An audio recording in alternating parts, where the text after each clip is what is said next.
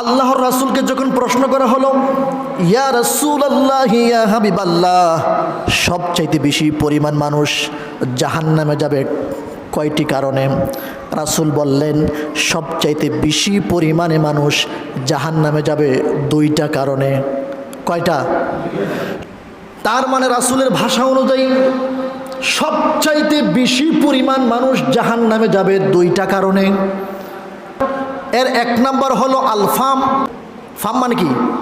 মুখ। মুখের কারণে মানুষ জাহান্নামে যাবে। দুই নম্বরে হলো ওয়ালফার্জ, লজ্জাস্থানের কারণে মানুষ সবচেয়ে বেশি পরিমাণ জাহান্নামে যাবে। তার মানে রাসূলের কথা স্পষ্ট হয়ে গেল। রাসূল বলেছেন সবচেয়ে বেশি পরিমাণ মানুষ জাহান্নামে যাবে দুইটা কারণে। এক নম্বর কারণ হলো তার মুখ, আর এক নম্বর কারণ হলো তার লজ্জাস্থান। এখন প্রশ্ন হলো হুজুর, মুখ এর কারণে কীভাবে মানুষ সবচেয়ে জাহান্নামে যাবে যদি একটা ব্যাখ্যা করতেন। হ্যাঁ, ব্যাখ্যা করতেছি, শুনুন মনোযোগ দিয়ে। রাসূল করিম সাল্লাল্লাহু আলাইহি ওয়াসাল্লাম বলেছেন যে মান সামাতা নাজা, যেই ব্যক্তি চুপ থাকলো সে নাজাত পেয়ে গেল। আরো জোরে চিৎকার দিয়ে বলতে হবে সুবহানাল্লাহ। কি বলেছেন? যে চুপ থাকলো সে কি হয়ে গেল? নাজাত পেয়ে গেল। এই যে একটা মুখ, এই মুখের মাধ্যমে মানুষের মনের ভাব প্রকাশ করে কিনা? ভালো হোক মন্দ হোক, মনের ভাব কিসের মাধ্যমে প্রকাশ করে বলুন তো? মুখের মাধ্যমে মানুষ তার মনের ভাব প্রকাশ করে। এই মুখ দিয়া মানুষ মিথ্যা কথা বলে, এই মুখ দিয়া মানুষ আদালতের মাধ্যমে মিথ্যা সাক্ষ্য দিয়ে একটা নিরপরাধ মানুষকে বছরের পর বছর জেলে রাখে। এই মুখের মাধ্যমে মানুষ একে অপরের গীবত করে। এই মুখের মাধ্যমে মানুষ ক্ষমতা দিয়া একটা মানুষকে আরেকটা মানুষকে গালিগালাজ করে। এই মুখ দিয়া মানুষ চুগলখড়ি করে, একজনের কথা আরেকজনের কাছে লাগাইয়া এই শান্তিপূর্ণ সমাজটাকে নষ্ট করে দেয় মুখের মাধ্যমে। এই মুখের মাধ্যমে মানুষ ঘুষ খায়, জোরে জোরে ঘুষ খায়। এই মুখ দিয়া মানুষ সুদের টাকা লাগাইয়া, সুদের টাকা দিয়া বড় বড় ইলিশ মাছ আয় না, গরুর গোশত আয় না, মুখ দিয়া খায়। এই মুখ দিয়া মানুষ ক্ষমতা আছে, ক্ষমতা থাকার পর নিরপরাধ মানুষকে এই মুখ দিয়া মানুষ বিভিন্ন রকমের অকথ্য ভাষায় নির্যাতন করে গালিগালাজের মাধ্যমে। এই যে প্রত্যেকটা কথা বললাম, এই প্রত্যেকটা কথা কি বাস্তব না অবাস্তব? আর মুখকে বলা হবে তুমি কথা বলো এখন কি কি বলছিলা। বাস্তব জীবনে যা যা করেছেন মুখ দিয়া, ওই মুখ তখন আল্লাহর কাছে সাক্ষী দেবে। আল্লাহ এই মুখ দিয়া মিথ্যা সাক্ষী দেওয়াইছে, এই মুখ দিয়া গীবত করেছে, চুগলখড়ি করেছে, এই মুখ দিয়া একটা নিরপরাধ মানুষকে কষ্ট দিয়েছে, মুখ তখন আল্লাহর কাছে সাক্ষী দেবে। আপনারা বলুন তো, শান্তিপূর্ণ সমাজের মধ্যে অশান্তি লাগার যে কারণ হলো গীবত আর চুগলখড়ি, এই দুইটাই করা হয় কি মুখের মাধ্যমে না হাতের মাধ্যমে? জুড়ে বলেন, মুখের মাধ্যমে না হাতের মাধ্যমে? একটা মানুষ আসলেই অপরাধ করেছে, দুইজন চারজন একসাথে বসেছে, বৈশে আরম্ভ করেছে অমুকের বেটা, অমুকের বেটি, অমুক অমুক সমুক অমুক তমুক, মানুষের নাম ধরে ধরে 4-5 জন বসলেই মানুষের গীবত চর্চা আরম্ভ করে। এটা আছে না নাই? এই মুখের মাধ্যমে তো মানুষকে কষ্ট দেওয়া হচ্ছে।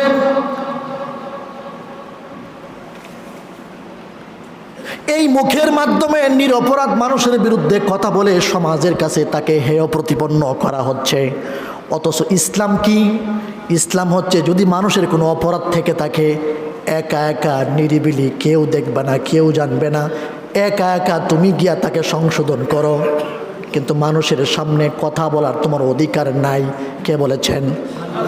সূরা হুজরাত আল্লাহ পাক বলেছেন, ওয়ালা ইয়াগতাব বা'দুকুম বা'দা, সাবধান তোমরা একে অপরের গীবত করবা না। এর আগে বলেছেন কি? ওয়ালা তাজাসসু, মানুষের দোষ ত্রুটি তোমরা অনুসন্ধান করবা না। আপনারা বলুন, সমাজের মধ্যে মানুষের দোষ ত্রুটি চর্চা করে, অনুসন্ধান করে এমন মানুষ আছে না নাই? আর জোরে বলুন, আছে না নাই? সব চাইতে বেশি অনুসন্ধান করা হলো ইমাম, মুয়াজ্জিন, খতিব। ওরা যদি একটু বেশি হেঁটে যায়, বলে দাওয়াত মনে হয় আজকে 2 থেকে 3টা আছে। যদি একটু আস্তে হাঁটে, বলবে মনে হয় আজকে দাওয়াতে বেশি খাইছে। এ ধরনের চর্চা করে না? যদি হাসে, বলে অমুকের বেটাকে ফাঁসি দিয়েছে এই জন্য হাসে। যদি কাঁদে, বলে অমুকের বেটাকে ফাঁসি দেওয়া হয়েছে এই জন্য কাঁদে। শুধু দোষ আর দোষ। আচ্ছা বলুন, দোষ কি শুধু ইমাম, মুয়াজ্জিন আর খতিবরা করে? মানুষ কি করে না? দোষে গুণে মানুষ, ইমাম দোষ করতে পারে, মুয়াজ্জিন দোষ করতে পারে, খাদেম দোষ করতে পারে। কোনো মুসল্লির কোনো অধিকার নাই যে মানুষের সম্মুখে তাকে হেয় প্রতিপন্ন করার জন্য দোষ ত্রুটি মানুষের সামনে প্রকাশ করে দেওয়া, এটা তার অধিকার নাই। রাসূলের হাদিস শুনুন। রাসূল বলেছেন, কোনো ব্যক্তি যদি অন্য কোনো ব্যক্তির দোষ জানার পরেও যদি কোনো মানুষ গোপন রাখে, কাল কিয়ামতের ময়দানে আল্লাহ পাক নিজে ওই ব্যক্তির গুনাহকে আল্লাহ পাক গোপন রাখবেন। আমি জানি লোকটা অপরাধী, দোষী, বিশাল বড় একটা ভুল করে ফেলেছে। আমি জানার পরে যদি অন্য একটা মানুষকে আমি না বলি, আল্লাহকে ভয় করে, রাসূলের হাদিস অনুযায়ী আল্লাহ পাক কাল কিয়ামতের ময়দানে লক্ষ কোটি কোটি মানুষের সম্মুখে আমার দোষটাও যদি আমি গোপন রাখতে পারি, আমার দুষ্ট আল্লাহ পাক মানুষের সম্মুখে গোপন রাখবেন। পড়ুন সুবহানাল্লাহ। জাহান্নামীদেরকে বলা হবে, জাহান্নামে কেন এসেছো? What is the reason? কারণ কি জাহান্নামে কেন এসেছো? সকলে উত্তর দেবে, লাম নাকু মিনাল মুসাল্লিন, নামাজ পড়তাম না এই জন্য জাহান্নামে এসেছি। এরপরে আবার কিছুক্ষণ পরে আবার আছে, ওয়া কুন্না নাখুদু মা'আল খাইদিন। জাহান্নামে আসার আরেকটা কারণ হলো, সমাজের মধ্যে 2-4জন একসাথে বইসা একে অপরের বিরুদ্ধে গীবত চুগল করি মানুষের দোষ ত্রুটি এইভাবে বলে বেড়াইতাম।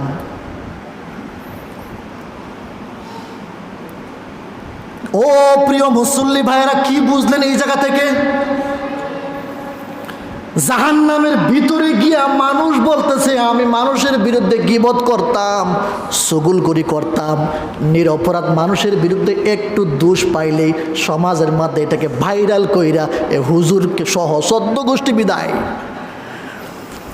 আমি যে কথাটা বললাম, কত মানুষ, কত মুসল্লি, কত মসজিদ কমিটির মানুষ ইমাম, মুয়াজ্জিনদের সাথে অন্যায় আচরণ করার কারণে কাল কিয়ামতের ময়দানে ফেঁসে যাবে, এমনকি জাহান্নামেও যাইতে লাগতে পারে। যদি ইমাম, খতিবরা, মুয়াজ্জিনরা, খাদেমরা যদি ওই ব্যক্তিকে মাফ না করে।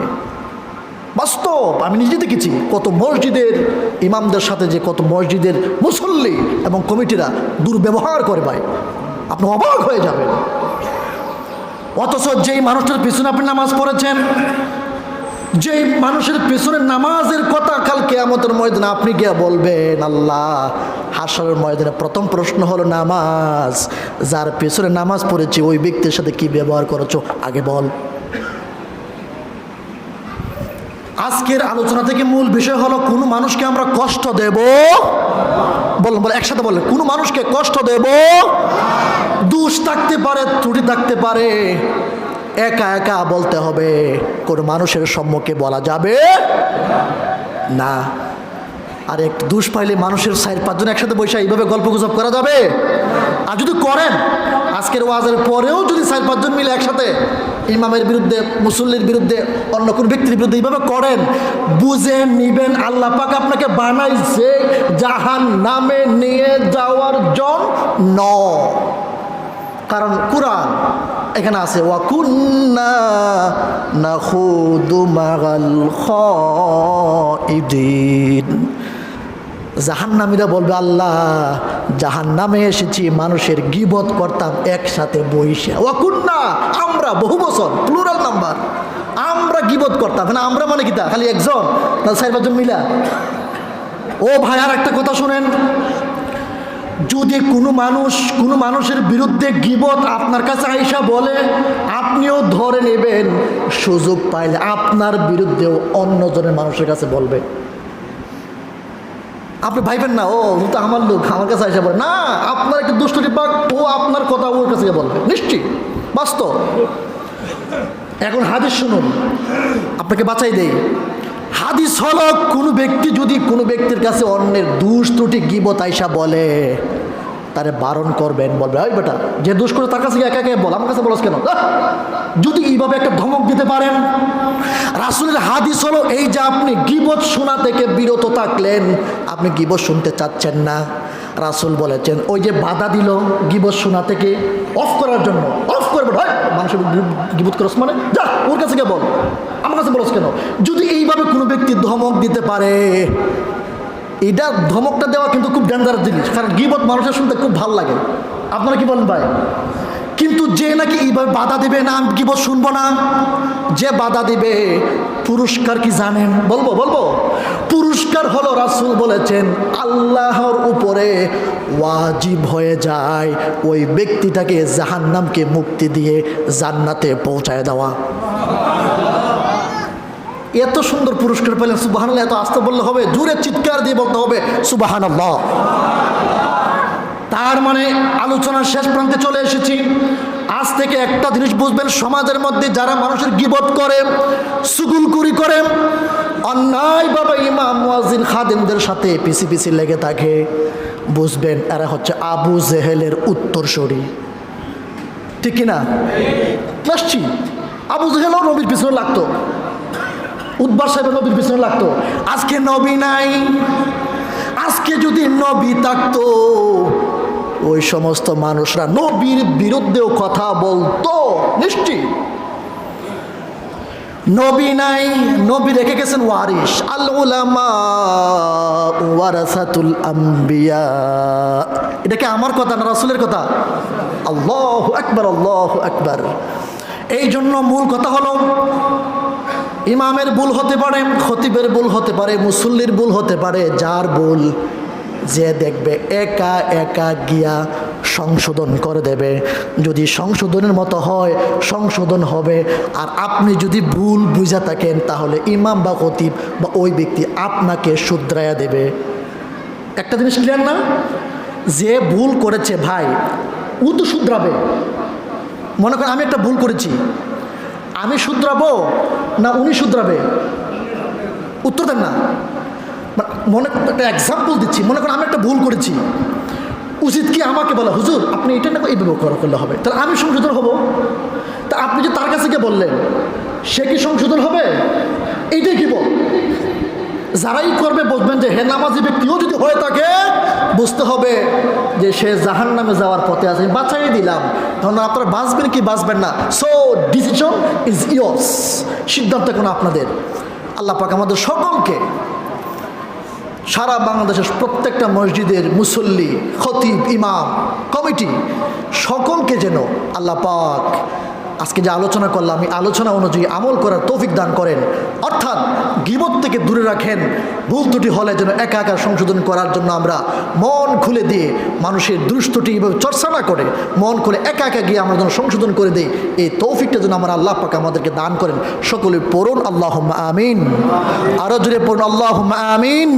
মুখের হেফাজত করতে পারি। ওই যে রাসূল বলেছেন যে দুইটা কারণে মানুষ জাহান্নামে বেশি যাবে। এক নম্বর কি বললাম? মুখ। আর এক নম্বর কি? লজ্জাস্থান, মানে জিনা করার কারণে।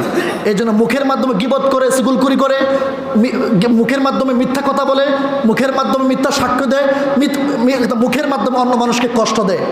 এই জন্য মুখ খুব গুরুত্বপূর্ণ জিনিস। আমরা মুখকে হয় মানুষের কল্যাণে আল্লাহর জন্য আমরা নিয়োজিত রাখবো, আর না হয় চুপ থাকবো। কিন্তু আবার চুপও বেশি থাকেন না, আবার ঝামেলা আছে, এটা বলে দিই। কারণ অন্যায় দেখার পরে যদি আপনি চুপ থাকেন তাহলে কিন্তু আবার ঝামেলা আছে। রাসূল বলেছেন অন্যায় দেখার পর যদি সে মানে প্রতিবাদ না করে তাহলে সে হলো বুবা শয়তান। হ্যাঁ, ঝামেলা আছে সব দিকটা। এই জন্য অন্যায় দেখলে কথা বলতে হবে, আবার যখন ওই গিবট-টিবটিগুলো কথা বলার বা অপ্রয়োজনীয় কথা বলার দরকার নাই। আল্লাহ পাক আমাদের সকলকে কবুলের মঞ্জুর করুক, জান্নাতি মানুষ হিসেবে সকলে পড়ুন আল্লাহুম্মা আমিন। ওয়া মা আলাইনা ইল্লাল বালাগ।